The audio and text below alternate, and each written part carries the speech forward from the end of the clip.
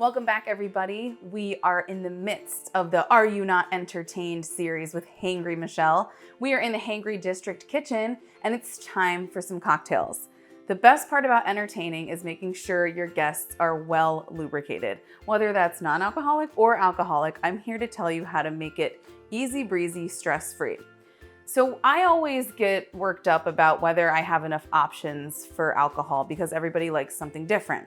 So to kind of figure that out, I discovered that I'll offer beer and wine, and then I'll do a batch cocktail and maybe one other liquor. So I like to provide a lot of fun garnishes when I do it that way. That way people can mix and match. They can kind of make what they like with something basic. So today I'm going to show you how to make some fun garnishes like blue cheese stuffed olives. We're gonna do some fun zests and curls and different ways you can plate citrus peel. And then we're gonna make a batch cocktail. We're gonna make a batch martini using vodka, and that's equal parts vodka and vermouth. And then you add a little bit of water to account for the ice that would typically be shaken with martini. And then guests can just make their own, pour it with ice over the rocks. They can pour it straight up with a twist with a little cocktail olive or an onion. They can make it how they like. So let's get started. I have one here, a blue cheese stuffed Castelvetrano olive. These have been in my family as a favorite since the time I could drink. My dad introduced me to blue cheese stuffed olives, and I absolutely love them. I especially love them with vodka martinis. So that's what we're gonna make today.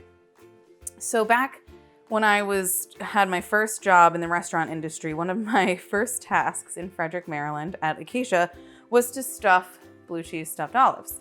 We're using Castelvetrano, so the hole is a little bit smaller than a jumbo cocktail olive, but I just like how these taste better.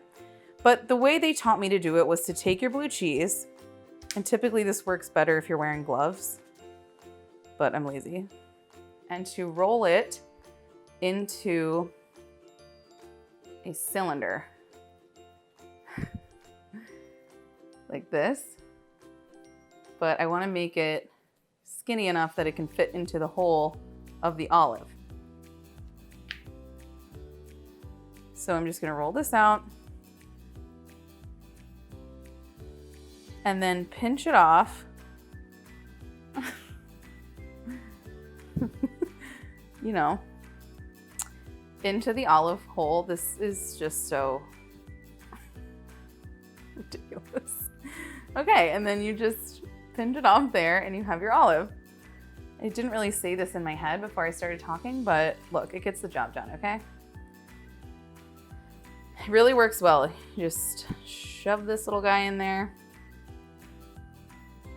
I kind of like when the blue cheese spills over so you know that you're eating a blue cheese olive. We have some crab cakes in the oven. That means that's finished. Exciting times. Pardon. Okay, we've got our next couple of olives. And then one more.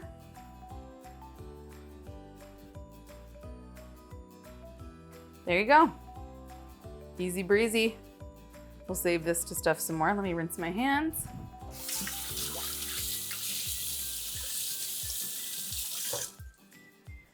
Great. So then you can construct these ahead of time. Keep them in the fridge. They're actually really, really good cold. Make sure all the blue cheeses are going the same way. Then you can add them to your little garnish tray for your guests. Okay. Well, we might as well add this guy too, huh? Okay. So now I'm going to show you how to make some fun little zests for your guests. Just clean up this board a little bit.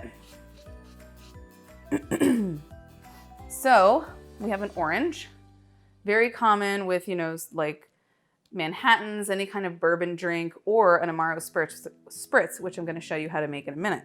So I have a vegetable peeler. This one actually has a fun little sawtooth pattern. And I'm just going to take it on the orange and then wiggle back and forth until I get a good sized piece.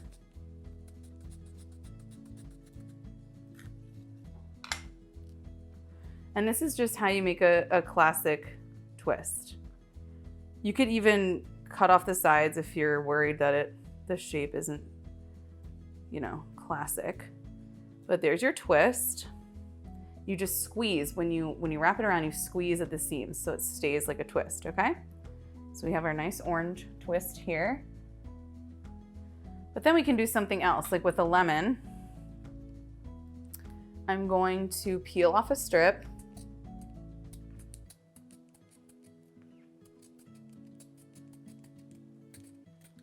Okay, and then I'm just gonna trim it up.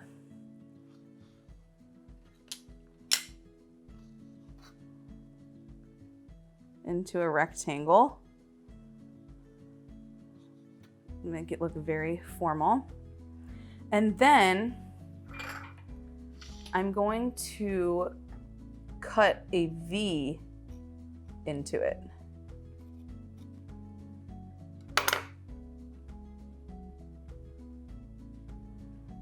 You want to make sure you cut all the way through so that you can then hang this little garnish on the side of your drink.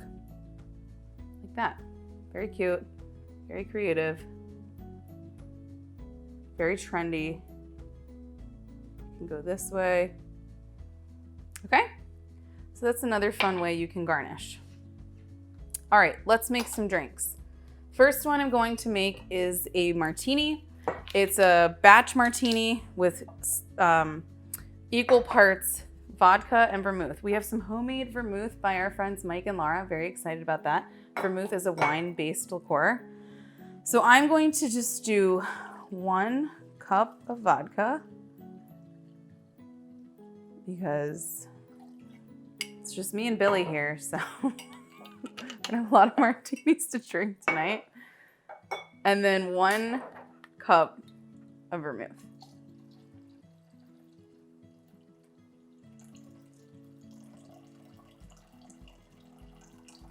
Okay, and then I'm going to add a splash of water.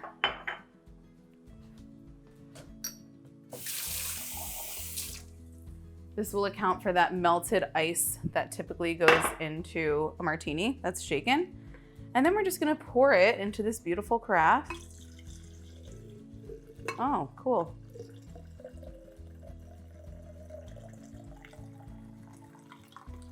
Making a huge mess. That's fine. Oh my God, it smells so good already.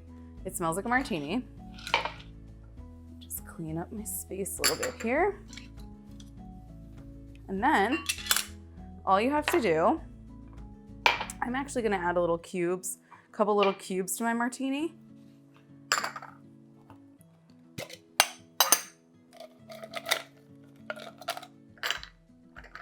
Just a couple to chill it down.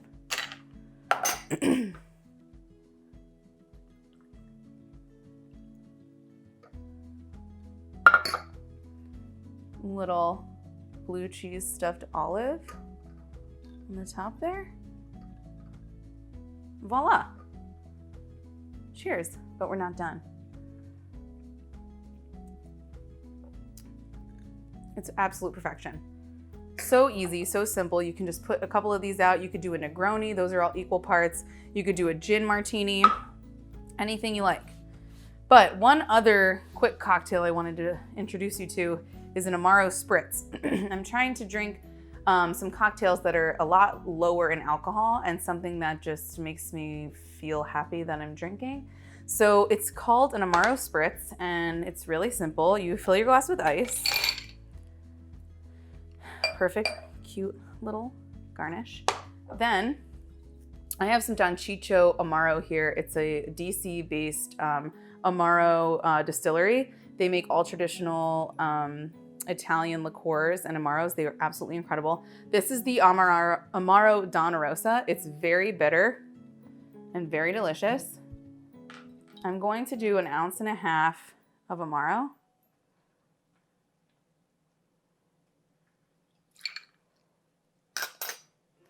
And then soda water.